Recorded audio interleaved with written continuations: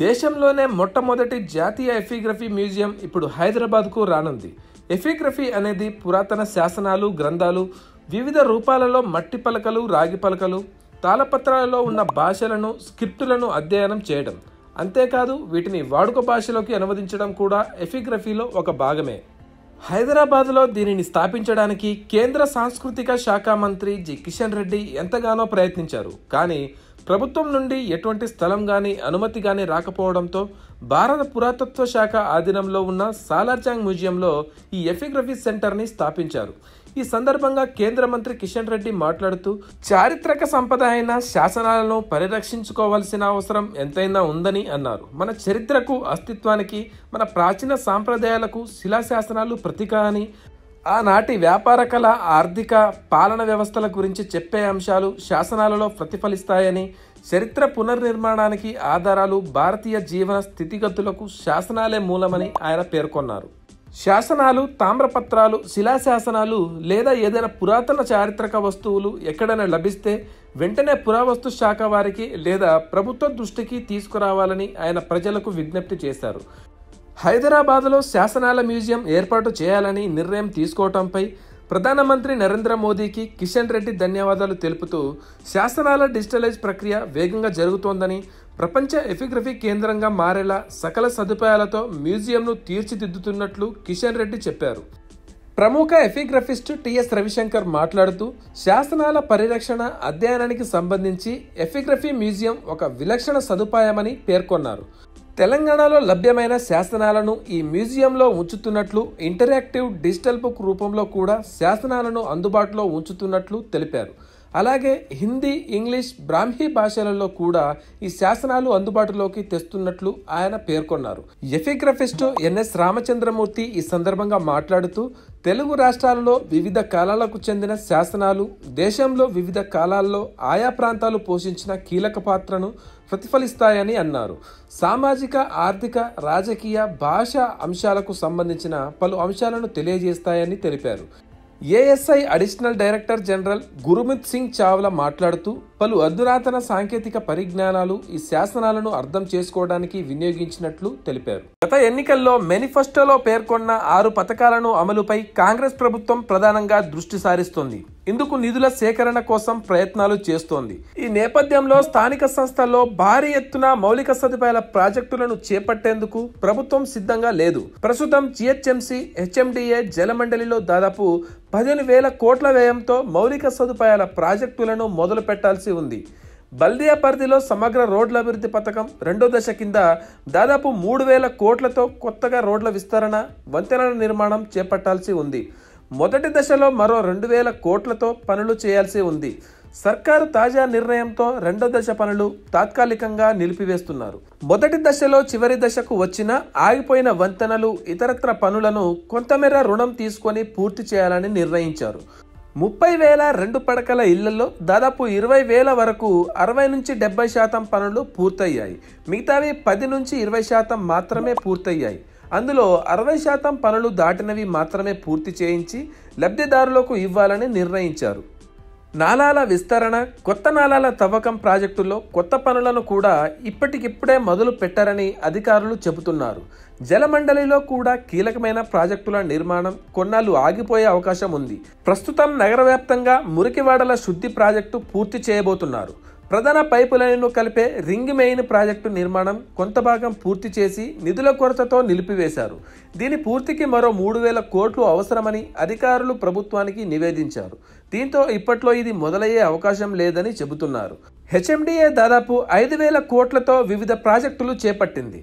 గత ప్రభుత్వ హయాంలో భూములమ్మగా వచ్చిన నిధులతో పాటు సంస్థ ఖజానాలో ఉన్నవి కూడా ప్రభుత్వ ఖజానాలోకి జమ చేశారు. ఇప్పుడు సంస్థ ప్రాజెక్టులకు నిధులిచ్చే అవకాశం లేదని అధికారులు తెలిపారు. వచ్చే ఏడాదిలో 2వ దశ మెట్రో రైలు విస్తరణతో పాటు మూసీ సుందరీకరణ ప్రాజెక్టును మాత్రం కొలిక్కి తెచ్చి పనులు మొదలు పెట్టాలన్నది ఆలోచన. పీపీపీ కింద లేదా రుణం తీసుకొని ఈ 2 ప్రాజెక్టులకు ఆర్థిక సహాయం చేయాలని నిర్ణయించింది. ఆ మేరకు 3-4 నెలల్లో కార్యాచరణ ప్రణాళిక రూపొందించే పనిలో అధికారులు నిమగ్నమయ్యారు. 2007లో బేగంపేటలో ప్రారంభమైన అమెరికన్ కాన్సులేట్ కార్యాలయంలో 16 కాన్సులర్ విండోల ద్వారా దరఖాస్తులు ప్రాసెస్ చేసేది. ఈ కాన్సులేట్ బిల్డింగ్ చాలా చిన్నదిగా ఉండడం, ఎయిర్పోర్ట్ కూడా శంషాబాద్కు మారడంతో నానక్రామ్ కూడా ఫైనాన్షియల్ డిస్ట్రిక్ట్ లో $340 మిలియన్ నూతన భవనాన్ని నిర్మించారు. ఈ బిల్డింగ్ గత సంవత్సరం మార్చి 23న ప్రారంభించారు. ఈ కొత్త కార్యాలయంలో ఇప్పుడు 54 విండోల ద్వారా 3000 నుంచి 3500 వరకు ప్రాసెస్ అవుతున్నాయి. కొత్త భవనం అవడంతో ఈ బిల్డింగ్ లో అప్పుడప్పుడు కన్స్ట్రక్షన్ పనులు పడుతున్నాయి. దీంతో కాంట్రాక్ట్ పద్ధతిలో కాకుండా జాబ్ ఒకటి ప్రకటిస్తే బాగుంటుందని అమెరికన్ కాన్సులేట్ వారు జాబ్ నోటిఫికేషన్ ప్రకటించారు.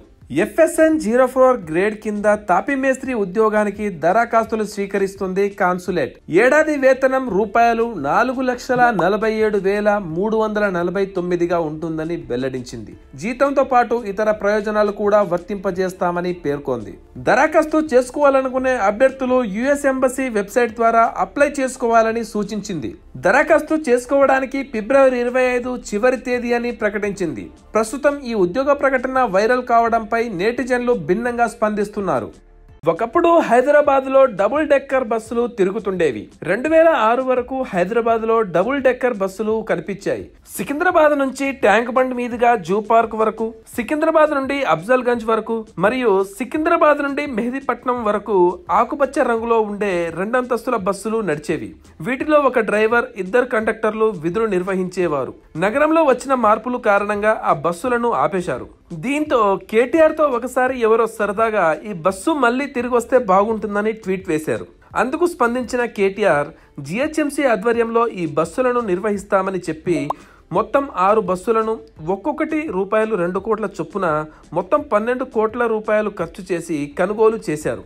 ఈ బస్సులను పర్యాటకుల కోసం జాయ్ రైడ్ పేరుతో నగరంలోని పర్యాటక ప్రాంతాలను కలుపుతూ ఈ డబుల్ డెక్కర్లను ఉచితంగా తిప్పుతున్నారు. అయితే ఈ విషయం చాలా మందికి తెలియకపోవడం, హైదరాబాద్ లో చాలా చోట్ల ఫ్లైఓవర్లు, మెట్రో స్టేషన్లు ఉన్నందున ఈ డబుల్ డెక్కర్ తిరగడానికి అతి తక్కువ రూట్లు అనువుగా ఉండడంతో అనుకున్నంత ఆదరణ వీటికి లభించకపోయింది. ఇప్పుడు ఎత్తు విషయంలో ప్రత్యేక జాగ్రత్తలు తీసుకొని ఈ ఫ్రీ బస్సులను తిరిగి ప్రారంభించారు కాంగ్రెస్ ప్రభుత్వం. ఎత్తు విషయంలో ఇబ్బంది రాకుండా ఎట్టకేలకు కొన్ని రూట్లు ఎంపిక చేసి తిప్పుతున్నారు. ట్యాంక్ బండ్, బిర్లా మందిర్, అసెంబ్లీ ఏరియాలోనే ప్రస్తుతానికి బస్సులు తిరుగుతున్నాయి. సాలార్జంగ్ మ్యూజియం, చార్మినార్, మక్కా మసీదుతో పాటు ఫైనాన్షియల్ డిస్ట్రిక్ట్, ఐటీ కారిడార్, తీగల వంతెన, దుర్గం చెరువు, గండిపేట పార్కు, గోల్కొండ, తారామతి, బారాదరి తదితర ప్రాంతాల్లో కూడా డబుల్ డెక్కర్ బస్సులు నడుపుతున్నారు. ఉదయం ట్యాంకు బండ్ వద్ద బయలుదేరి ఆయా రూట్లలో తిరుగుతూ తిరిగి ట్యాంకు బండ్కి ఈ బస్సులు చేరుకుంటాయి. ఛార్జింగ్ కోసం ఖైరతాబాద్లో సంజీవయ్య పార్కులో ప్రత్యేక పాయింట్లు ఏర్పాటు చేశారు. ఎలాంటి టికెట్ అవసరం లేకుండా ఈ బస్సుల్లో ఎవరైనా తిరగొచ్చు. త్వరలోనే వీటికి కూడా టికెట్ వసూలు చేసే ఛాన్స్ ఉందని తెలుస్తుంది. అందుకే ఆ లోపే మీరు ఫ్రీగా డబుల్ డెక్కర్లో సిటీని చుట్టేయండి. గ్రేటర్ హైదరాబాద్ కు కొత్త కష్టం మొదలవుతోంది. వాతావరణంలో బెంజిన్ శాతం పెరుగుతోందని పర్యావరణవేత్తలు ఆందోళన వ్యక్తం చేస్తున్నారు. ప్రతి నెల 25,000 కొత్త వాహనాలు హైదరాబాద్ నగరంలో రోడ్లు ఎక్కుతున్నాయని అంచనా. ఇక పాత వాహనాలన్నీ పెట్రోలు, డీజిల్ వంటి పెట్రో ఉత్పత్తుల ద్వారానే నడుస్తుండడం, ఎలక్ట్రిక్ వాహనాల పట్ల అవగాహన లేకపోవడంతో ఈ సమస్య ఇప్పుడు మరింత పెరుగుతోంది. గ్రేటర్ హైదరాబాద్ పరిధిలోని కొన్ని ప్రాంతాల్లో వాతావరణంలో బెంజిన్ మూలకం మోతాదును మించి ఉందని అధికారిక గణాంకాలు వెల్లడిస్తున్నాయి. ఇది ఇలాగే కొనసాగితే క్యాన్సర్, గుండెపోటు, రక్తహీనత మరియు టీబీ వంటి వ్యాధులు ప్రబలే ప్రమాదం ఉందని నిపుణులు హెచ్చరిస్తున్నారు. ఘనపు మీటర్ గాలిలో బెంజిన్ 5 మైక్రోగ్రాములు దాటకూడదు. హైదరాబాద్ సెంట్రల్ యూనివర్సిటీ ప్రాంతంలో గతేడాది డిసెంబర్ లో బెంజిన్ ఏకంగా 7.95కు చేరింది. అలాగే పాషమైలారంలో గతేడాది మేలో 10.25, జూ పార్క్ వద్ద ఫిబ్రవరిలో 6.73, మార్చిలో 5.72, మేలో 5.17గా నమోదైందని కాలుష్య నియంత్రణ మండలి తెలిపింది. ఈ మేరకు PCB తన వార్షిక నివేదికలో పేర్కొంది. ఈ నేపథ్యంలో వాతావరణంలో బెంజిన్ మూలకం మోతాదు దాటితే అనర్థమేనని నిపుణులు హెచ్చరిస్తున్నారు. బెంజిన్ అతి త్వరగా గాలిలో ఆవిరిగా మారుతుందని చెబుతున్నారు. అంతేకాకుండా దీనికి మండే స్వభావము అధికమేనంటున్నారు. ఈ మూలకం నాశనం అవడానికి 10 నుంచి 30 ఏళ్లు పడుతుందని వివరిస్తున్నారు. అంటే వాతావరణంలో సుదీర్ఘకాలం బెంజిన్ తిష్ట వేస్తుంది. బెంజిన్ గాలి ప్రవాహం ద్వారా ఒక చోటు నుంచి ఇంకో చోటు కూడా తరలి వెళ్తుంది. పెట్రోలు, డీజిల్ వంటి పెట్రో ఉత్పత్తులే కాకుండా ప్లాస్టిక్, డిటర్జెంట్, క్రిమి సంహారకాలు, రబ్బరు, బల్క్ డ్రగ్, రసాయన పరిశ్రమల నుండి వెలువడే వాయువుల్లోనూ బెంజిన్ మోతాదు ఎక్కువగానే ఉంటుందని నిపుణులు స్పష్టం చేస్తున్నారు. పారిశ్రామిక వాడల్లో వివిధ పరిశ్రమల నుండి విడుదలవుతున్న వాయువుల్లో బెంజిన్ కూడా ఉందని అంటున్నారు. ఇందుకు నిదర్శనంగా పాషమైలారంలో దాని పరిమాణం 10.25గా నమోదు కావడాన్ని ఉదాహరణగా చూడవచ్చు. అందుకే మన దగ్గర పాత వాహనాలను స్క్రాప్ పద్ధతితో నాశనం చేయాలని, అలానే ఢిల్లీ మాదిరిగా ఆడ్ ఈవెన్ విధానంతో వాహనాలను సిటీలో తిరగడానికి అనుమతించాలని నిపుణులు సూచిస్తున్నారు. ఇన్ని రోజులు తెలుగు రాష్ట్రాల్లో చలి తీవ్రత వల్ల ప్రజలు గజగజ వణికిపోయారు. కానీ వాతావరణంలో హఠాత్తుగా మార్పులు వచ్చాయి. 10 గంటల నుంచే ఎండలు దంచి కొడుతున్నాయి. చలికాలం ఇంకా ముగియనే లేదు, అప్పుడే ఎండాకాలం వచ్చినట్టు అనిపిస్తోంది. సాధారణంగా మార్చి నుంచి ఎండలు మొదలై మే వరకు దంచి కొడతాయి. కానీ ఇటీవల వాతావరణంలో పరిస్థితులు ఎప్పుడు ఎలా మారుతున్నాయో అర్థం కాని పరిస్థితి. ఫిబ్రవరి నెలలోనే ఎండలు దంచి కొడుతున్నాయి. హైదరాబాద్లో భానుడు తన ప్రతాపాన్ని చూపిస్తున్నాడు. దీనికి ముఖ్య కారణం ఎల్నినో అని చెప్తున్నారు. వాతావరణంలో సంభవించే పరస్పర విరుద్ధ పరిణామాలే ఈ ఎల్నినో, లానినా. ఇవి రెండు స్పానిష్ పేర్లు. భూమధ్య రేఖ వెంబడి పసిఫిక్ మహాసముద్రంలో ఉపరితలంపై అసాధారణ వేడి లేదా చల్లదనం లాంటివి నమోదవుతుంటాయి. ఈ పరిణామాలను ఎల్నినో సౌతర్న్ ఆసిలేషన్ సిస్టమ్ అంటుంటారు. ఈ ఈఎన్ఎస్ఓ పరిస్థితులు ప్రపంచవ్యాప్తంగా ఉష్ణోగ్రతలను, వర్షపాతాలను ప్రభావితం చేస్తాయి. ఎల్నినో అయితే విపరీతమైన వేడి, తక్కువ వర్షపాతం నమోదవుతుంటుంది. లానినాలో వర్షాలు విపరీతంగా ఉంటాయి. ఈ రెండు పరిణామాలు ఒకదాని తర్వాత ఒకటిగా సంభవిస్తుంటాయి. ఇప్పటికే పెరుగుతున్న భూతాపం, భూమధ్య రేఖ వెంబడి పసిఫిక్ మహాసముద్రంలో వేడెక్కుతున్న సముద్ర ఉపరితలాన్ని ఈసారి ఎల్నినో సంకేతాలుగా భావిస్తున్నారు. ఈ హఠాత్తు మార్పుకి మరో కారణం సూర్యుడి అయస్కాంత శక్తి తారుమారు అవడం. భూమికి మాదిరిగా సూర్యుడికి కూడా నార్త్ పోల్, సౌత్ పోల్ ఉంటాయి. అయితే 11 ఏళ్లకి ఒకసారి ఇవి ఫ్లిప్ అవుతూ ఉంటాయి. ఇవి జరిగినప్పుడు భూమి పెద్దగా ప్రభావం ఉండకపోయినా ఇది జరిగే ముందు సూర్యుడు అత్యంత శక్తివంతమైన కరోనల్ మాస్ని వదులుతూ ఉంటాడు.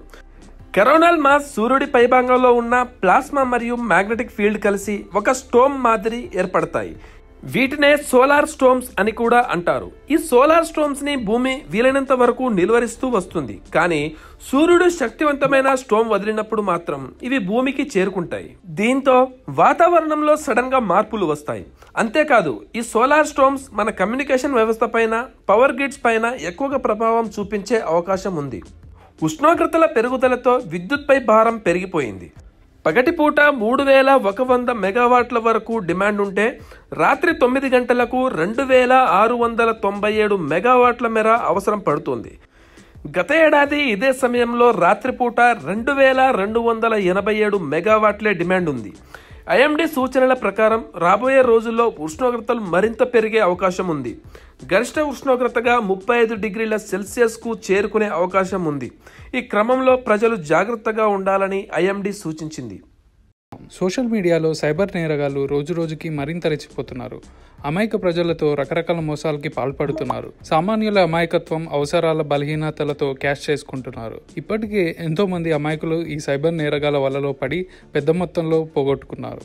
ఇక ఇప్పుడు స్మార్ట్ ఫోన్, ఇంటర్నెట్ వినియోగం మరింత పెరగడంతో సైబర్ నేరాలు రోజురోజుకి ఎక్కువవుతున్నాయి. ఇప్పటికే వివిధ రంగాల్లోని ప్రముఖుల పేర్లతో సైబర్ మోసాలకి పాల్పడుతున్నారు. అలాగే వివిధ పేర్లతో అమాయకుల ఫోన్లకి లింకులు పంపి దాన్ని క్లిక్ చేయడంతోనే వారి అకౌంట్లు ఖాళీ అవుతున్నాయి. అలాగే అమ్మాయిల పేర్లతో ఫ్రెండ్ రిక్వెస్ట్ పంపి దాన్ని క్లిక్ చేయగానే నగదు కాజేస్తున్నారు. తాజాగా సూపర్ స్టార్ మహేష్ బాబు కూతురు సితార పేరును కూడా వాడుకుంటున్నారు సైబర్ నేరగాలు. సితార పేరుతో ఫేక్ ట్రేడింగ్ లింక్స్ పంపిస్తూ ఇప్పుడు కొత్త మోసానికి తెరతీశారు. ఇన్స్టాలో ట్రేడింగ్ లింక్స్ పంపి డబ్బులు కాజేస్తున్నారు. ఈ వ్యవహారం సోషల్ మీడియాలో కలకలం రేపింది. దీంతో మహేష్ బాబు టీం రంగంలోకి దిగింది. ఈ మోసాలపై సైబరాబాద్ పోలీసులకు ఫిర్యాదు చేసింది.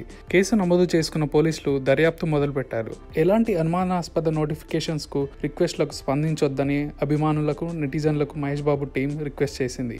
ఈ మోసాలకు పాల్పడుతున్న సైబర్ నేరగాళ్లను త్వరలోనే పట్టుకుంటామని పోలీసులు తెలిపారు. అయితే సోషల్ మీడియాలో వస్తున్న ఇలాంటి రిక్వెస్ట్ల పట్ల అప్రమత్తంగా ఉండాలని పోలీసులు హెచ్చరిస్తున్నారు. సితార ఘట్టమనేనికి సోషల్ మీడియాలో ఉన్న ఫాలోయింగ్ గురించి చెప్పనక్కర్లేదు. ఎప్పటికప్పుడు ఫ్యామిలీ విషయాలు, రీల్స్, డాన్స్ వీడియోస్ షేర్ చేస్తూ అభిమానులతో టచ్లో ఉంటుంది. ప్రస్తుతం సితారకు ఇన్స్టాలో 1.8 మిలియన్ ఫాలోవర్స్ ఉన్నారు. సోషల్ మీడియాలో వచ్చే links, friend request, OTP links పట్ల జాగ్రత్తగా ఉండాలని పోలీసులు ఎన్నోసార్లు ప్రజలకు సూచించారు. అయినప్పటికీ సైబర్ నేరగాల ఆగడాలు మాత్రం ఆగడం లేదు. జేబులో వ్యాలెట్ లేకున్నా పర్వాలేదు, సెల్ ఫోన్ ఉంటే సరిపోతుందన్న పరిస్థితి ఇప్పుడుంది. ఇదిలా ఉంటే సైబర్ నేరగాళ్ల టార్గెట్ చేస్తున్న వైనం అంతకంతకు ఎక్కువ అవుతోంది. ఇలాంటి వేళ తెలంగాణ రాష్ట్ర సైబర్ సెక్యూరిటీ బ్యూరో వారు సరికొత్త ప్రయోగానికి సిద్ధమయ్యారు. అనుమానాస్పద వెబ్ లింక్లతో వచ్చే మెసేజ్ల కారణంగా నష్టపోతున్న వారి సంఖ్య అంతకంతకు ఎక్కువ కావటం తెలిసిందే. ఈ నేపథ్యంలో ఈ తరహా నేరాలకు చెక్ పెట్టేందుకు వీలుగా Telangana state cyber security bureau సరికొత్త వ్యవస్థను సిద్ధం చేసింది.